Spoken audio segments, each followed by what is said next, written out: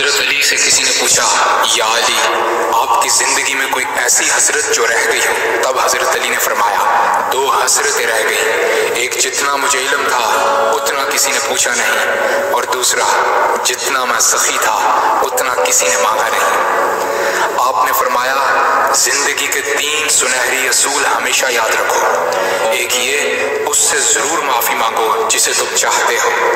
دوسرا، اسے مت چھوڑو جو تمہیں چاہتا ہے۔ تیسرا یہ، اس سے کچھ نہ چھپاؤ جس پر تم اعتبار کرتے ہو۔ آپ نے فرمایا، دوست سے سنبھل کر دوستی کرو، ہو سکتا ہے وہ کسی دن تمہارا دشمن بن جائے، اور دشمن سے سنبھل کر دشمنی کرو، ہو سکتا ہے وہ کل تمہارا دوست بن جائے۔ زبان کا وزن بہت ہی ہلکا ہوتا ہے، مگر بہت کم لوگ اس کو سنبھال پاتے ہیں۔ آپ نے فرمایا، جسم ایک دکان ہے اور زبان اس کا تالا۔ جب تالا کھلتا ہے تو معلوم ہوتا ہے کہ دکان سونے کی ہے یا لوہے کی۔ زندگی تیز ہواؤں کی مانند ہے، جس نے اس کی آندھیاں برداشت کر لی وہ کبھی غم کی گھٹا نہیں دیکھتا، سر سبز و شاداب باغ دیکھتا ہے۔ حضرت علی سے کسی نے پوچھا، یہ کیسے پتہ چلے گا کہ جو پریشانی یا مصیبت ہم پر آئی ہے وہ اللہ کی طرف سے آزمائش ہے یا ہم پر اللہ کی طرف سے سزا ہے؟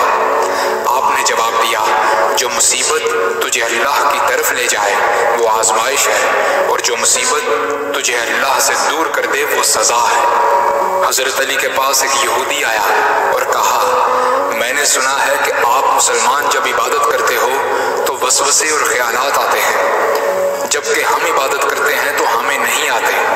حضرت علی نے جواب میں فرمایا، اگر ایک گھر فقیر کا ہو اور ایک گھر امیر کا تو چور کہاں جائے گا؟ یہودی نے کہا، امیر کے گھر میں۔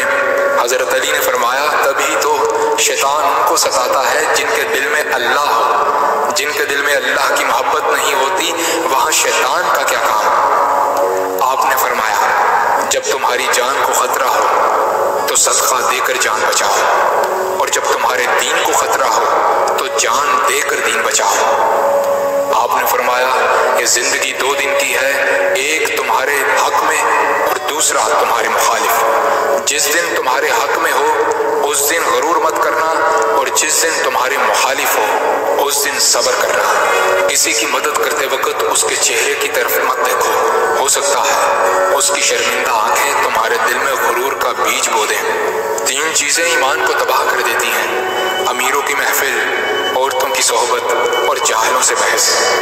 حضرت علی نے فرمایا، جانور میں خواہش اور فرشتے میں عقل ہوتی ہے، مگر انسان میں اللہ پاک نے دونوں رکھی ہیں۔ اگر وہ عقل دبا لے تو جانور، اگر خواہش کو دبا لے تو فرشتے کی مانند ہو جاتا ہے۔ آپ نے فرمایا، اپنے جسم کو ضرورت سے زیادہ مت سنوارو، اسے تو مٹی میں مل جانا ہے۔ سنوارنا ہے تو اپنی روح کو سنوارو، کیونکہ اسے رب کے پاس لوٹ کر جانا ہے۔ مومن کی مثال ترازو کے پلڑے جیسی ہے، جس قدر اس کے ایمان میں اضافہ ہوتا ہے اتنی ہی اس کی آزمائش بڑھتی ہے۔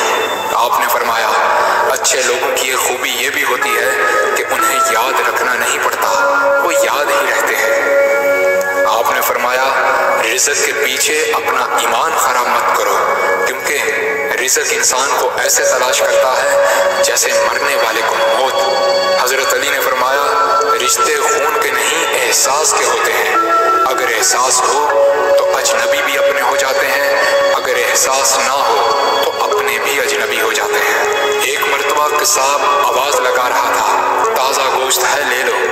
وہاں سے حضرت علی کا گزر ہوا، قصاب نے آپ سے کہا، تازہ گوشت ہے لے جائیں۔ حضرت علی نے فرمایا، آج میری جیب اجازت نہیں دیتی۔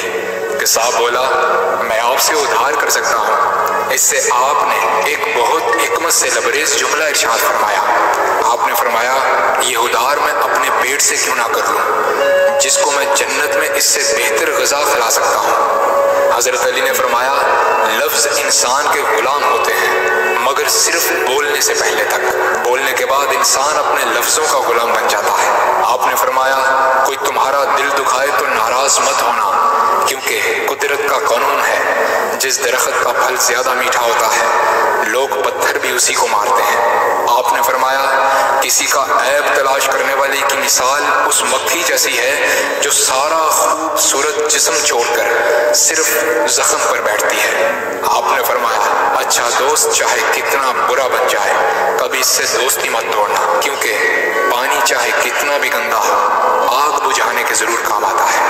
آپ نے فرمایا زندگی کے ہر موڑ پر صلح کرنا سیکھو، کیونکہ جھکتا وہی ہے جس میں جان ہوتی ہے، پکڑنا تو مردے کی پہچان ہوتی ہے۔ دوست ہو یا پرندہ دونوں کو آزاد چھوڑ دو، لوٹ آیا تو تمہارا، نہ لوٹ کر آیا تو تمہارا وہ کبھی تھا ہی نہیں۔ بادشاہ نے وزیر کو انگوٹھی دی اور کہا اس پر کوئی ایسا فقرہ لکھوا لاؤ جسے میں خوشی میں پڑھوں تو اداس ہو جاؤں اور غم میں پڑھوں تو خوش ہو جاؤں۔ وزیر گیا اور انگوٹھی پر یہ لکھوا لایا یہ وقت بھی گزر جائے گا۔